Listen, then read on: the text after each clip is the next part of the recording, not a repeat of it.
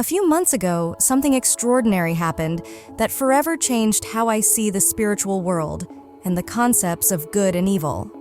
My name is Isabella Simmons.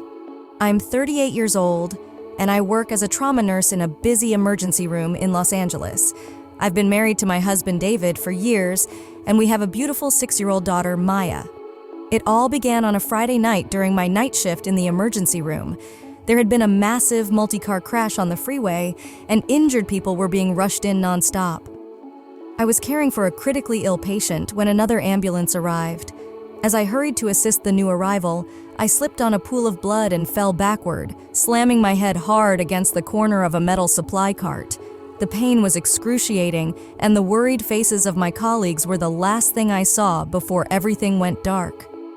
Later, I found out that I had sustained a severe traumatic brain injury. The swelling in my brain was so severe that I required emergency surgery immediately. During the operation, my heart stopped for nearly 10 minutes before the medical team was able to revive me. But during those 10 minutes, something unexplainable happened. Something that has reshaped my entire understanding of life. The first thing I noticed was an overwhelming sense of peace. The pain and chaos of the ER faded away, and I felt as though I was weightless, gently floating. I found myself in a place of breathtaking beauty and light. I felt drawn to a radiance that was brighter than the sun, yet it wasn't blinding or harsh. It radiated warmth and comfort. As I stood there, I noticed a figure moving toward me. As the figure came closer, I suddenly realized it was Jesus. It might sound unbelievable, but I felt an undeniable certainty that it was him. His presence exuded pure love, wisdom, and serenity, beyond anything I had ever felt or could describe in words. He greeted me by name and said, "You've arrived sooner than expected, but there's something important I need to show you before you return." I was awestruck, but I managed to ask, "Aren't you staying?" He smiled gently and replied, "Not yet, Isabella. Your mission on Earth isn't complete. But what I'm about to reveal will help you understand the greater battle you're part of." He made it clear that this was just a temporary visit. Suddenly, the surroundings transformed. We were no longer in that peaceful place of light. Instead, we were in what I can only describe as heaven. It was a realm far more magnificent and glorious than anything on Earth. Everywhere I looked, there were beings radiating light and singing praises. The music wasn't like anything I'd ever heard before. It felt as though joy and love themselves had become sound, filling the air with their beauty. Jesus directed my attention to one angel, more radiant and breathtaking than all the others. Its brilliance was unmatched, its light brighter than anything I'd ever seen, and its voice led the heavenly choir in a harmony so perfect it felt like the universe itself resonated with it. "This," Jesus said, "is Lucifer as he once was. Pay close attention, for few have ever witnessed what I'm about to show you." Lucifer's magnificence was indescribable. He was adorned with what appeared to be an array of precious gems, emeralds, rubies, and diamonds, each reflecting light in a dazzling dance of brilliance. His wings were enormous, shimmering with every imaginable color, creating an ethereal, otherworldly glow. But his beauty wasn't just physical. He had a magnetic presence, a charisma that drew every being toward him. When he sang, I could feel the very fabric of heaven tremble with the power of his voice, as if all creation bowed to its harmony. Jesus explained that Lucifer had once been the highest of all angels, the most perfect of God's creations. He was the guardian of my Father's throne, the leader of the angelic host in worship, Jesus said. Lucifer was the seal of perfection, full of wisdom and flawless in beauty. Hearing this, I couldn't fathom how such a perfect being could fall. It broke my heart to know that someone so glorious could become corrupt. At first, the shift in Lucifer was almost imperceptible. I watched as he began to admire his own reflection in the golden streets of heaven, lingering as if mesmerized by his image. Jesus turned to me and said, "Look closely. This is the birth of pride." As Lucifer gazed at himself, I saw subtle changes in his expression. He began comparing himself to the other angels, and with each comparison, his face hardened ever so slightly. Pride, as Jesus explained, was taking root in his heart. Lucifer forgot that his beauty and talents were gifts from God, meant to reflect God's glory, not his own. It was as though I could feel Lucifer's thoughts, almost hearing them forming. Why should I bow to anyone? I am the most beautiful and talented. I deserve to be worshipped. I should be obeyed. Jesus looked at me, his expression filled with both sorrow and purpose, and said, "Pride is the source of all sin. It is what transforms love for others into love for self, gratitude into entitlement, service into dominance." I watched as Lucifer began to seek the attention of the other angels. His songs and movements became more elaborate, almost like performances meant to dazzle rather than lead worship.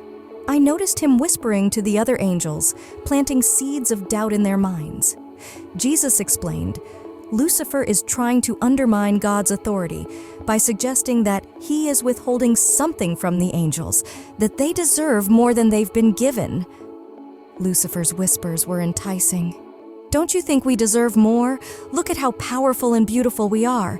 Why should we worship God? Why can't we be gods ourselves?" His words carried an unsettling power, spreading confusion and doubt among the angels. While some resisted, others began to waver, drawn to the vision of equality with God that Lucifer painted. Jesus turned to me and said, "Free will is one of the greatest gifts, but it is also a double-edged sword. It allows for love and devotion, but it also opens the door to rebellion and rejection." Seeing Lucifer use his charisma to sway the angels against God was both shocking and heartbreaking. Lucifer's strategy was subtle and cunning. He asked seemingly innocent questions that slowly sowed dissatisfaction. Why does God keep the tree of knowledge for himself? Don't you think we should have that knowledge too? And why should we bow to humans? Aren't we greater than they are? What struck me most was the profound sadness I could feel emanating from God. Jesus told me, "Our Father's heart breaks because he loves Lucifer and all the angels deeply." But love requires free will. Even in heaven, everyone has the choice to love and obey God, or to turn away. I witnessed God reaching out to Lucifer repeatedly, offering him chances to turn back, to let go of his pride. But Lucifer couldn't or wouldn't accept those chances. His pride had consumed him, blinding him to the love that surrounded him. Lucifer began gathering his followers, and it was devastating to see how many were swayed by his words. About a third of the angels joined him. They stood before God's throne, and Lucifer declared, "I will ascend above the tops of the clouds. I will make myself like the Most High." The moment those words left his lips, a dramatic change occurred. The radiant light that had once emanated from Lucifer began to fade. Darkness crept into his being, dimming his once glorious presence. Suddenly, there was a flash of blinding light, and another archangel, Michael, appeared with a host of loyal angels. Jesus turned to me and said, "Now there is war in heaven." The war in heaven was unlike anything I could have imagined. There were no swords or shields, no physical weapons, but rather streams of light clashing against waves of encroaching darkness. It was a battle of will, love, and loyalty, with Michael and the loyal angels standing firm against Lucifer and his followers. As the battle raged on, I saw a heartbreaking transformation take place. The rebellious angels, once radiant and beautiful, began to twist and corrupt as they fought against God's will. Their light dimmed, consumed by the darkness they had embraced. Lucifer himself, once the brightest and most glorious of all, became a shadow of his former self. When the rebellion could no longer be tolerated, God brought Lucifer and his followers to the edge of heaven. Then, in a moment seared into my memory, they were cast out. I saw Lucifer fall like a star thrown from the heavens, spiraling into the void. Jesus turned to me, his voice filled with sorrow and resolve, and said, "Our Father gave free will to all his creation because he desires a real relationship, not forced obedience. Evil is the cost of that freedom. But know this, God counted the cost before he gave this gift. He knew it would bring unimaginable pain, even the death of his own son. Yet he also knew that the love born of free choice would be worth it all." That revelation was mind-blowing. Jesus showed me that God's plan wasn't just about stopping evil. It was about bringing forth a greater good through it. The rebellion wasn't the end of the story, but the beginning of something far more profound. I saw how this plan was unfolding throughout history, how God was using even the presence of evil to refine his creation. The ultimate goal wasn't simply to defeat Satan, but to raise up beings who had faced evil and chosen good, beings who understood the cost of love and embraced it freely. Jesus explained that this is why humanity's journey on earth is so significant. Our struggles, choices, and experiences are all part of a refining process. This world is a crucible where we're being shaped into something even the angels marvel at. Every moment of hardship and every act of love is an opportunity to grow more Christ-like, to become vessels of divine love and wisdom. I began to understand why God doesn't simply erase evil right away. He is playing the long game, not just destroying evil, but transforming creation. He's creating beings who have seen evil, recognized its emptiness, and chosen love instead. One of the hardest truths Jesus shared with me was about hell. He said, "Hell isn't a place where God sends people to punish them. It's a state of being, a separation that comes from rejecting love and choosing self-centeredness. It's the natural outcome of choosing darkness over light." I saw that Lucifer's exile wasn't something inflicted on him by God. It was the result of his own choices. The darkness that consumed him wasn't a punishment. It was the inevitable consequence of turning away from the source of all light and love. Jesus said, "Hell is the final, permanent state of those who, like Lucifer, reject love and cling to self." It's not a punishment imposed by God, but the ultimate result of their own decisions. Jesus gave me a complicated answer when I asked if Lucifer or the fallen angels could be saved. He showed me that the offer of salvation is always open because God's love never ends. But because angels are different from humans, once they make a choice, it's final in a way that ours aren't. Jesus said that angels, including Lucifer, made their choices knowing everything there was to know.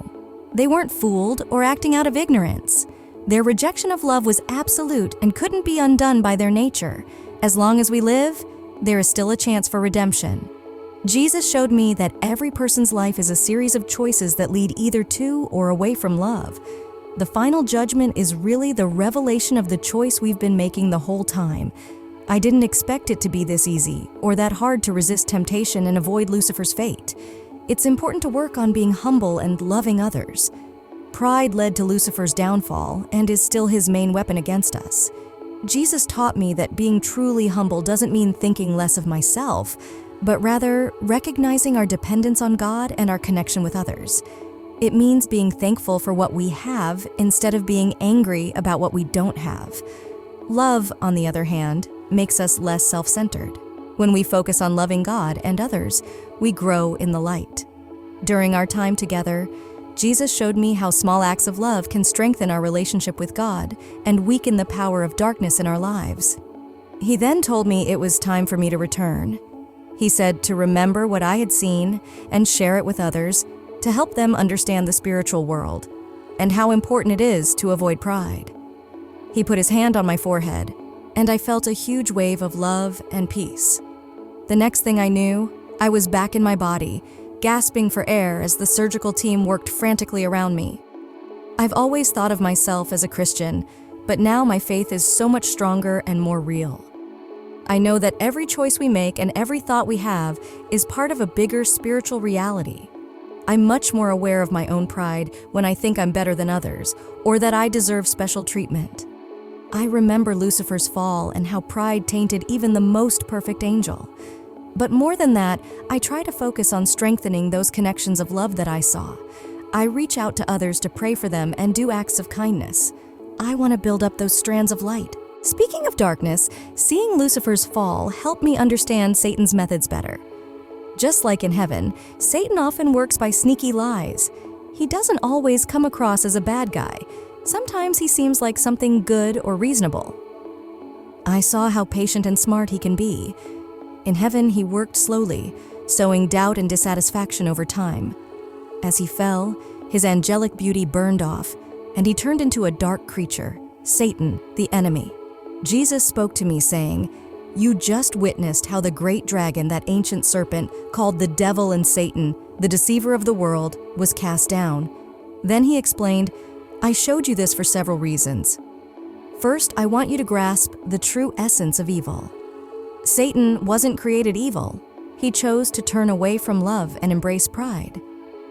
Jesus continued, Second, I want you to understand the significance of free will. Even the most perfect beings, given the choice, can make the wrong decision. This is why faith, humility, and love are so crucial. Finally, he said, I want you to see what happens when pride takes over. Pride is the root of all sin, and it has the power to destroy even the most beautiful creations of my Father. He then guided me to what seemed like the edge of heaven, where I could look down and see the earth. To my amazement, I noticed thin lines of light connecting people to heaven and to one another. Jesus then showed me how Lucifer's fall affected the earth. I saw darkness spreading like a shadow over the world, with dark tendrils reaching out, trying to attach themselves to people. Jesus explained that these were the works of the enemy: temptation, doubt, and fear, all designed to pull people away from God and from each other. But amid the darkness, he revealed something incredible: glowing strands of light connecting people to heaven and to one another. Jesus said, "These are the connections of love. Every act of kindness, every prayer, and every moment of worship strengthens these bonds."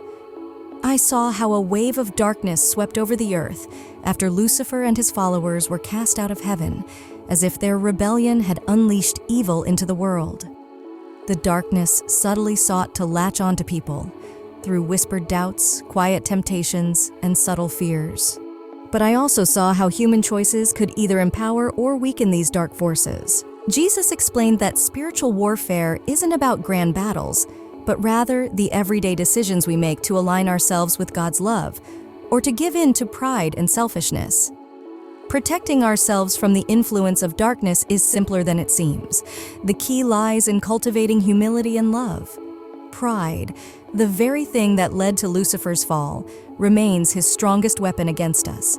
By choosing humility, acknowledging our dependence on God and our connection to others, we shut the door on many of Satan's tactics.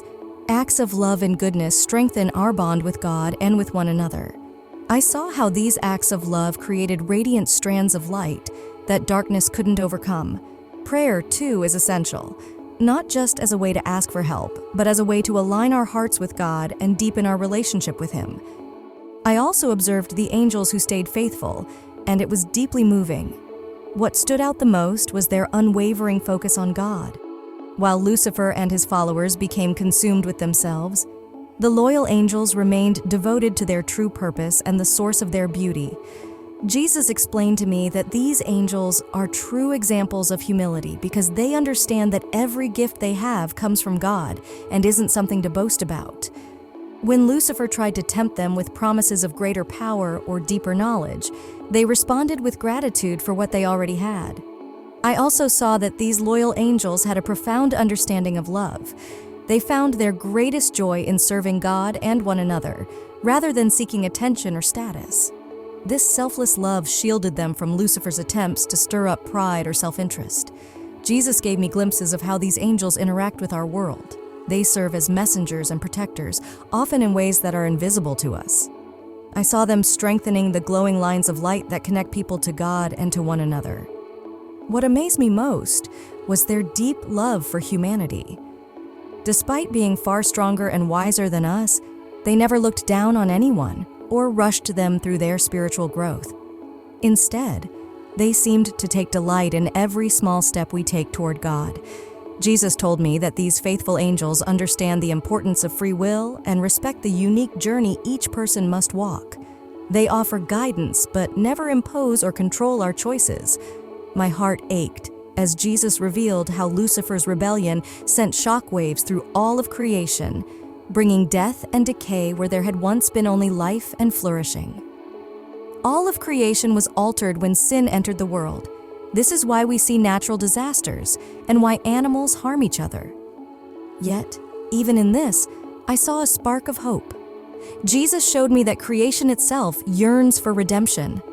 I witnessed how acts of love and obedience to God push back the darkness, not just in human hearts, but also in the world around us. Lucifer, though fallen, continues his work in subtle ways, eroding faith and moral foundations bit by bit. But the most important lesson Jesus taught me is this: Satan is a created being, not God's equal. He cannot force anyone to sin. He can only tempt and deceive. The choice always remains ours. Jesus also explained more about how Satan operates in the world. He told me that Satan's greatest weapon is deception. Just as he deceived himself into believing he was equal to God, he now seeks to deceive humanity. Jesus showed me how Satan and his fallen angels, now demons, distort the truth to make evil appear good and good appear evil. They whisper lies, fuel pride and anger, and work to separate people from God and from one another. I saw moments in history where pride, greed, and the hunger for power led to immense suffering. But I also saw how acts of love, sacrifice, and faith shone brightly, pushing back against the darkness. Jesus explained that the battle you witnessed in heaven continues here on earth, but not with swords or armies from heaven. Instead, it takes place in the hearts and minds of all people. Jesus gave me glimpses of the future, but he made it clear that these were possibilities, not fixed outcomes. His view of the future depends on the choices people make in response to God's love. I came to understand that the ultimate purpose of history is to restore everything to God, but the path there could be peaceful and gradual or chaotic and painful, depending on the choices made by individuals. While love will ultimately triumph, the journey there depends on the free choices people make. Jesus said, "As my children, every act of love you make brings the world closer to the day when all will be made new." I did catch glimpses of these future events, but they were more in my mind than in my sight. I saw Christ's return not as a physical event, but as an opening of reality itself, as if the spiritual realm suddenly became visible to everyone, revealing the true nature of everything. To me, the judgment wasn't like a courtroom trial. Instead, it was more of a final revelation of each person's true nature, shaped by the choices they had made throughout their lives. Those who had grown in love and connection naturally moved toward God, while those who had chosen self-centeredness couldn't bear the brightness of divine love. Jesus told me that judgment is not something he forces upon anyone. It's the final result of whether a person accepts or rejects love. I learned that true, humble love is the most powerful force in the universe. It holds everything together and gives life its meaning. Lucifer fell because he turned away from love and toward himself. We rise when we turn toward love and away from selfishness. I also understood that every choice matters. We are all part of a cosmic story far bigger than we can grasp, but we don't have to do grand things to play our part. Small daily choices to love, to be kind, and to choose humility over pride align us with God's plans. Lastly, I learned that no matter how difficult things may seem, love will prevail in the end. Not through force or manipulation, but through the free choices of those who recognize the supreme value of love. We can all contribute to this victory by weaving threads of light into the tapestry of creation.